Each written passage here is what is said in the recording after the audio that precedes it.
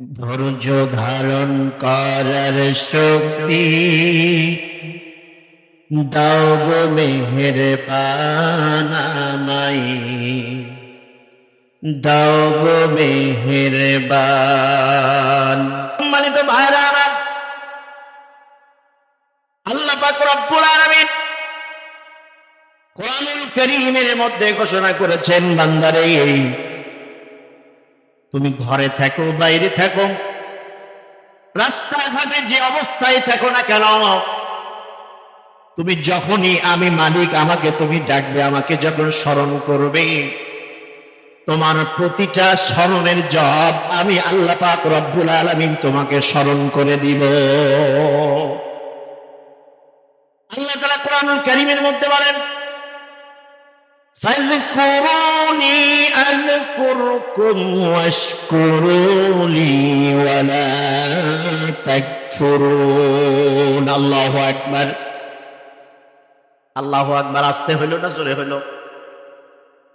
ও ভাই ও বাবাজিরা, আল্লাহর নামের তাকবীর যখন আপনি আমি দিব, আমার রাসূল বলেন আসমান জমিনের মধ্যে যত ফাঁকা জায়গা আছে, আমার আল্লাহ তাআলার নামের তাকবীর ধ্বনি দেওয়ার সাথে সাথে এত বৃহৎ পরিমাণ জায়গা মোতাবেক সওয়াব আল্লাহ তাআলা আপনার আমার আমলনামায় দান করে দিবে। লিল্লাহি তাকবীর, নারায়ে তাকবীর। সর্ব অবস্থায় শুকর আদায় করতে হবে কার? বুখারীর বর্ণনার মধ্যে এসেছে, কোন বান্দা যদি আমার মালিককে একা কিভাবে স্মরণ করে, আমার আল্লাহ তাআলা ওই বান্দা বান্দিকে একা কিভাবে স্মরণ করতে থাকেন। সুবহানাল্লাহ বলি। কোন বান্দা যদি আল্লাহ তাআলা কি, এই যে আমরা এক জায়গায় বসে আছি, এই যে কিছু সংখ্যক মানুষ আমরা আমাদের মালিককে স্মরণ করছি, আমার আল্লাহ তাআলা আপনাকে আমাকে এর চাইতে বড় অনুষ্ঠানে আপনাকে আমাকে স্মরণ করবেন। সুবহানাল্লাহ। এই হাদিসের 3টা পয়েন্ট, শেষ পয়েন্ট আল্লাহর নবী বলেছেন, যখন কোন বান্দা বান্দি আমার রব্বুল আলামিনকে আল্লাহ তাআলাকে যদি অনেক বড় সমাবেশে অনেক বড় মজলিসে যদি স্মরণ করে, লক্ষ লক্ষ মানুষের মাঝে যদি আল্লাহকে স্মরণ করেন, আমার আল্লাহ তাআলা ওই বান্দা বান্দিকে তার চাইতে আরো লক্ষাধিক মানুষের সমাবেশে আল্লাহ ওই বান্দা বান্দিকে স্মরণ করতে থাকে। তাহলে আল্লাহ স্মরণ করার দরকার আছে না নাই? আল্লাহ শুকর করার দরকার আছে না নাই? আল্লাহ শুকর কিন্তু আমরা অলরেডি ভুলতে শুরু করেছি। কথা বলেন ঠিক না বেঠিক? মাহে রমজান যখন আসলো, রোজার মাস আসার আগে আমরা ইফতারের জন্য সামানা কিনতে থাকি। ছোলা কিনি 4 কেজি, বেসন কিনি, আটা কিনি, পেঁয়াজ রসুন থেকে শুরু করে ইফতারির বাজারের জন্য যত আইটেম লাগে, মাহে রমজানকে উপলক্ষ করে আমরা করি কি করি না? একটু জবান খুলে বলেন, করি কি করি না? এগুলো আমরা করি। মাহে রমজানে আমরা নামাজ পড়ি, রোজা রাখি। রমজান মাসের পরে যখন শাওয়ালের 1 তারিখে যখন ঈদুল ফিতরের নামাজ যখন পড়া হয়ে যায়, আমরা মনে করি আহারে আমি এখন কোথায় আছি, আমার গিয়ার তো এখন আর 1 গিয়ারে থাকার কথা না, আমার গিয়ার থাকবে 4 গিয়ারে। কথা বলেন ঠিক না বেঠিক? তাহলে আমরা আল্লাহকে ভুলতে শুরু করেছি কিনা? রমজান মাস আসলে মসজিদে মুসল্লির কাতার বাড়ে না কমে যায়? বাড়ে না? বাড়ে কি বাড়ে না? বাড়ে। কিন্তু এখন কি সেই পরিমাণ আছে না কমে গেছে? আমি কিন্তু বাস্তবতার নিরিখে কথা বলছি। রমজান মাস আসলে মসজিদের মুসল্লির কাতার যদি 10 কাতার হয়, ফজরের জামাতে যদি 5 কাতার হতো, এখন ফজরের জামাতে হয়তো 1 থেকে 2-3 কাতারের বেশি মুসল্লি পাওয়া যাবে না। কথা বলেন ঠিক না বেঠিক? তাহলে আমরা আল্লাহকে ভুলতে শুরু করেছি কি করি নাই? করছি না? আমার আল্লাহ বলেন, বাল তুসিরুনাল হায়াতাদ দুনিয়া ওয়াল আখিরাতু খায়রুন ওয়া আবকা। চিৎকার দিয়ে বলুন আল্লাহু আকবার। আরো জোরে বলতে হবে আল্লাহু আকবার। আল্লাহ তাআলা বলেন, বাল তুসিরুনাল হায়াতাদ দুনিয়া, এই দুনিয়ার জীবন তোমার জন্য স্থায়ী নয়, সামান্য কিছু সময়ের জন্য। সামান্য অল্প কিছুদিনের জন্য আল্লাহ তাআলা আপনাকে আমাকে রেখেছেন। ওয়াল আখিরাতু খায়রু ওয়া আবকা, চিরস্থায়ী এবং উত্তম জায়গা হলো পরকাল। সুবহানাল্লাহ বলি। চিরস্থায়ী এবং উত্তম জায়গা কোনটা? একটু কথা বলেন। পরকাল। আমরা কি করি?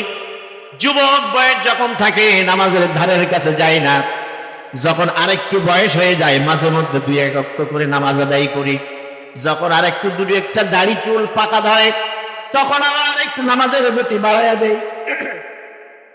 যখন আপনার ছেলে মেয়ে যখন বিবাহ শাদী দেওয়ার সময় হয় কিছুদিন তখন নামাজের মুসল্লির আকারে মসজিদে প্রবেশ করি। কিন্তু সবাই কিন্তু না, কিছু কিছু মানুষের অ্যাক্টিভিটিস এরকম পাওয়া যায়, যখন ছেলে মেয়ে বিবাহ হয়ে যায় নামাজকে আমরা দূরে ছেড়ে দেই, নামাজের ধার ধারি না।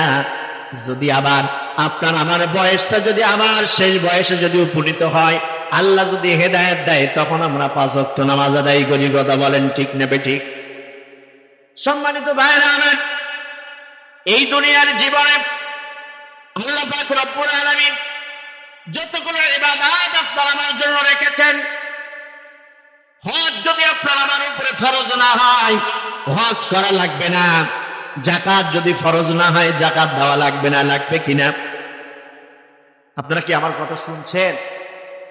একটু ইয়েস নো ভেরি গুড এসব কিছু বলেন। হজ যদি ফরজ না হয় হজ করা লাগবে। যাকাত যদি ফরজ না হয় যাকাত দেওয়া লাগবে। কিন্তু ধনী হোক গরিব হোক, সুস্থ হোক আর অসুস্থ হোক, যে অবস্থায় থাকি না কেন, একটা ইবাদতের ক্ষেত্রে আল্লাহ তাআলা কোন ধরনের ছাড় দেন নাই। সেই ইবাদতের নাম হলো নামাজ। যাকাত ফরজ হলে যাকাত দিবেন, ফরজ না হলে যাকাত দেওয়ার দরকার নেই। হজ ফরজ হলে হজ করবেন, না হইলে হজ করার দরকার নাই। কিন্তু একটা ইবাদত ধনী গরিব সুস্থ অসুস্থ সমস্ত মানুষের জন্য প্রযোজ্য আল্লাহ তাআলা করে দিয়েছেন। সেই ইবাদতের নাম হলো নামাজ। সবাই বলেন সেই ইবাদতের নাম কি? নামাজ। এই নামাজের ব্যাপারে কিন্তু কোনো ছাড় নেই।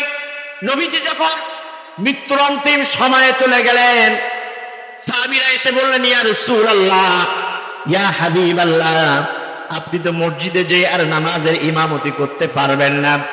নবীজি কিন্তু বিছানায় শুয়ে ইশারায় নামাজ আদায় করে বলেছিলেন, আসসালাত আসসালাত ওয়া মা মালাকাত আইমানুকুম। নবীজির জীবনের একেবারে শেষ ভাষণ ছিল, যেটি শেষ বক্তব্য ছিল, সেই বক্তব্যের নাম হলো নামাজ। সম্মানিত ভাইরা আমার, আমি যেই কথা বলতেছিলাম যে আপনি আমি যদি সর্ব অবস্থায় আমার মালিককে যদি স্মরণ করি, শুকরিয়া আদায় করি, এই দুনিয়ার জীবনের কেউ খুশি হোক আর নাই হোক, খুশি হবেন একমাত্র আপনার আমার রব যিনি। কথা বলেন ঠিক নেবে ঠিক? শুকর আদায় করলে আল্লাহ তাআলা ঈমানের নূর অন্তরের মধ্যে বৃদ্ধি করে দেন। সুবহানাল্লাহ। কেমন ভাবে আল্লাহ তাআলার ইবাদত করব, কেন আল্লাহ তাআলা শুকরিয়া করব? আজকের মাহফিলে যারা এসেছেন, এই প্যান্ডেলের মধ্যে যারা বসেছেন, প্যান্ডেলের বাইরে যারা আছেন, দুই শ্রেণীর মানুষের মর্যাদা কি এক হবে? এক হবে। যার গায়ে পাঞ্জাবি আছে, টুপি আছে, পরনে পায়জামা আছে, আর যার গায়ে শুধু একটা কাপড় জড়ানো আছে, দুইজন ব্যক্তি কি এক সমান হবে? একজন মানুষ পূর্ণাঙ্গ মানুষ তখন বলা যায় যেই মানুষটার গায়ে কাপড় আছে, ওই মানুষটাকে ভালো মানুষ বলা যায়। কিন্তু যেই মানুষের গায়ে কোনো ধরনের কোনো কাপড় থাকে না, ওই মানুষকে স্বাভাবিক মানুষ বলবো না অস্বাভাবিক মানুষ বলবো? অস্বাভাবিক বলবো কিনা? আজকের মাহফিলের প্যান্ডেলে যারা আছেন তাদের মর্যাদা আমার আল্লাহর কাছে এক ধরনের, আর এই এর বাইরে যারা আছেন তাদের মর্যাদা আল্লাহর কাছে আর এক ধরনের। কথা বলেন ঠিক না বেঠিক? বুখারীর বর্ণনার মধ্যে এসেছে, ইন্নাল মালাইকাতা লাতাতু ওয়াজনিহাতাল্লাহা লিরাবাত তালিবিল ইলম। আল্লাহর নবী বলেন, যেই মজমা, যেই অনুষ্ঠান, যেই মাহফিল, যেই কোরআনের আলোচনা যেইখানে হয়, ওই জায়গাটা আমার আল্লাহ পাক রব্বুল আলামিনের নূরের ফেরেশতারা তার চতুর্দিকে ওই মাহফিলে অবস্থানরত ওই কোরআনের অনুষ্ঠানে অবস্থানরত ওই মজলিসে যে সমস্ত মানুষগুলো উপস্থিত আছে তাদের জন্য আমার আল্লাহ পাক রব্বুল আলামিনের কাছে ওই ফেরেশতারা দোয়া করতে থাকে। তাহলে দুই শ্রেণীর মানুষের মর্যাদা দেখেন, দুই রকম। কথা বলেন ঠিক নেবে ঠিক? সম্মানিত ভাইরা আমার, আপনি আমি কেন আল্লাহর ইবাদত করব এমন কোন কথা নাই, এমন কোন বিষয় নাই। যেই কথাগুলা, যেই ইবাদতগুলা, যেই বর্ণনাগুলা, যেই নসিহাগুলা, যেই উপদেশগুলা আমার আল্লাহ পাক রব্বুল আলামিন আপনার আমার জন্য বলে দেন নাই। সুবহানাল্লাহ বলেন।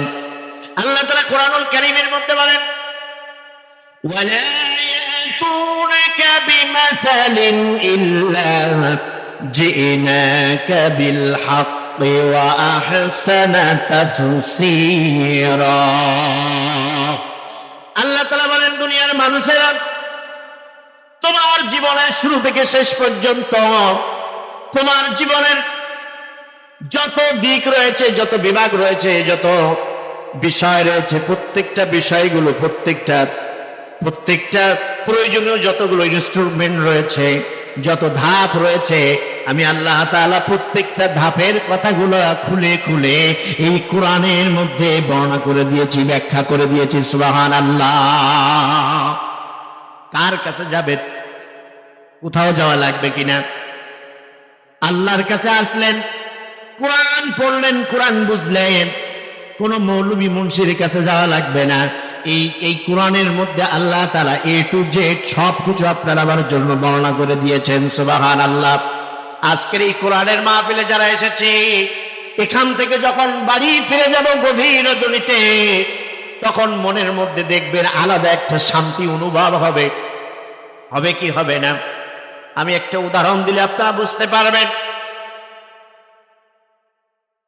ছোট্ট ছোট্ট বালুকালা বিন্দু বিন্দু পানি দিয়ে কত সাগর মহাকাল বহিত হয়ে যায়, কত সমুদ্র, 13 নদী আল্লাহ তাআলা সৃষ্টি করে দেন। কথা বলেন ঠিক না বেঠিক?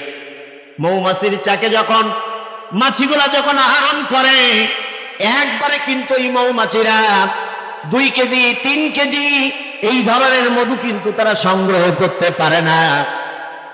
তারা অল্প অল্প করে, ছোট্ট ছোট্ট করে ওই চাকের মধ্যে মধু সংগ্রহ করে, একটা চাকের পূর্ণাঙ্গ বয়স হওয়ার পরে সেটা যদি, ওই চাকটা যদি কাটা হয়, দেখা যায় 2 কেজি 3 কেজি 4 কেজি পর্যন্ত মধু থাকে। কথা বলেন ঠিক নেবে ঠিক? ওই মৌমাছিগুলা এক রাত্রে একদিনে তারা কিন্তু সংগঠিত করতে পারে না।